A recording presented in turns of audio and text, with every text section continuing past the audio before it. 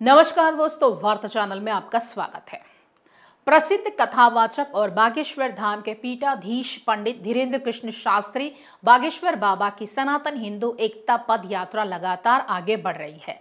आज इस पद यात्रा का छठा दिन है, जो हरियाणा के वंचारी जेबीएम पहुंचेगी। इस पदयात्रा में आज छत्तीसगढ़ के डिप्टी सीएम विजय शर्मा और प्रदेश बीजेपी अध्यक्ष किरण सिंह देव शामिल होंगे। इसके बाद यह यात्रा आगे बढ़ते हुए रात्रि विश्राम के लिए पलवल के होडल मंडी पर रुकेगी। 10 दिवसीय यह पदयात्रा 16 नवंबर को वृंदावन के बांके बिहारी मंदिर पर जाकर समाप्त होगी। सनातन हिंदू एकता पदयात्रा में अभी तक हजारों श्रद्धालु और कई फिल्मी हस्तियां, संत महात्मा सभी शामिल हो चुके हैं। धीरेन्द्र शास्त्री ने कहा है कि अगर हिंदू एकजुट होंगे तो धमाके नहीं होंगे। इन घटनाओं में हमेशा एक ही कौम के लोगों का नाम क्यों आता है? अभी 12 लोग मरे हैं, लेकिन अगर हिंदू एकजुट नहीं हुए तो 80,000 लोग मरेंगे। हिंदू एकता में जितनी देरी होगी, हिंदुओं की संख्या उतनी ही कम होती जाएगी। अगर इस देश के 100 करोड़ हिंदू एकजुट हो जाए तो दंगा करने वालों को घर से बाहर नहीं निकलने देंगे। प्रसिद्ध कथावाचक और बागेश्वर धाम के पीठाधीश पंडित धीरेन्द्र कृष्ण शास्त्री बागेश्वर बाबा की सनातन हिंदू एकता पद यात्रा लगातार आगे बढ़ रही है। आज इस पद यात्रा का छठवां दिन है।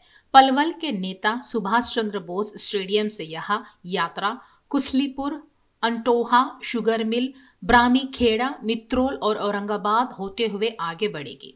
अब 12 नवंबर को यह हरियाणा के वंचारी जेबीएम पहुंचेगी और वहां दोपहर भोजन विश्राम किया जाएगा। इसके बाद यह यात्रा आगे बढ़ते हुए रात्रि विश्राम के लिए पलवल के होडल मंडी पर रुकेगी। गुरुवार 13 नवंबर को इस यात्रा का उत्तर प्रदेश के मथुरा में प्रवेश करना प्रस्तावित है, जिसके लिए प्रशासन की तरफ से विशेष सुरक्षा के प्रबंध किए गए हैं।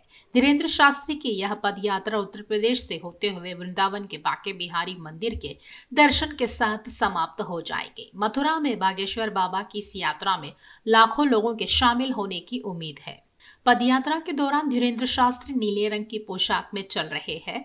यात्रा में शामिल भक्तों का उत्साह चरम पर है। कुछ युवकों ने ट्रक और पेड़ों पर चढ़कर पदयात्रा पर फूल बरसाए, जिससे माहौल भक्तिमय हो गया। इस दौरान धीरेन्द्र शास्त्री ने अनोखे अंदाज में लोगों का ध्यान खींचा। उन्होंने जमीन पर बैठकर ढोल भी बजाया। यहाँ उनके सनातन एकता का संदेश को जन जन तक पहुंचाने का एक प्रतीकात्मक प्रयास था। यात्रा ने आज पूरे दिन में 16 किलोमीटर का सफर तय करने का लक्ष्य रखा है। धीरेन्द्र शास्त्री ने दिल्ली ब्लास्ट की घटना पर टिप्पणी करते हुए हिंदू समाज को संगठित होने का आह्वान किया। उन्होंने सीधे तौर पर सवाल उठाया है कि ऐसी घटनाओं में हमेशा एक ही समुदाय के लोगों का नाम क्यों आता है। धीरेन्द्र शास्त्री ने चेतावनी देते हुए कहा है कि अगर हिंदू एकजुट होंगे तो धमाके नहीं होंगे। अभी 12 लोग मरे हैं, लेकिन अगर हिंदू एकजुट नहीं हुए तो 80,000 लोग मरेंगे।